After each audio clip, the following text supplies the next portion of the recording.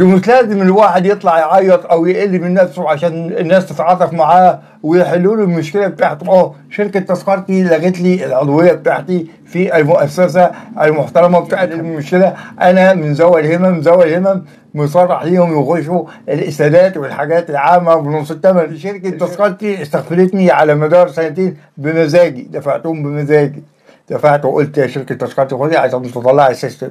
دلوقتي عاوز احجز، دلوقتي ما فيش حجز للاسف الشديد وخربوا لي العضويه بتاعتي. دلوقتي كمواطن مصري على الاراضي المصريه معيش واسطه من الشعب البسيط، عاوز افرح اروح المباريات المهمه، اخش المباريات المهمه، ما فيش حد بيعبرني من مسؤولين للاهلي، وانا عارف بكده ما فيش حد هيعبرني ولا حد هيتعاطف معايا ولا حد هيطل لي، لان انا مش مشهور وفي الحضيض وكل اللي جاي عليا حتى صناعه المحتوى بتاعي يعني فاشل. جمهور النادي الاهلي مش بيدعمني والدنيا جايه عليا ليه؟ افرض لو مت دلوقتي هتعملوا ايه؟ هتعملوا ترند ومات ومش عارف ايه.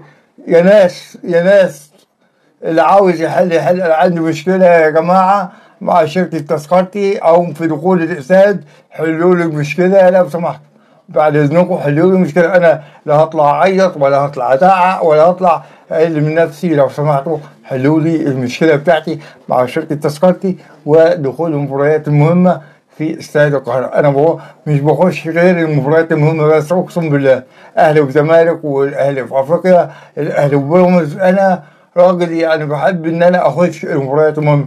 ارجو من الساده المسؤولين في الدوله او مسؤولين في النادي الاهلي اتعاطف معايا وتحلوا له المشكله بتاعتي، ارجوكم.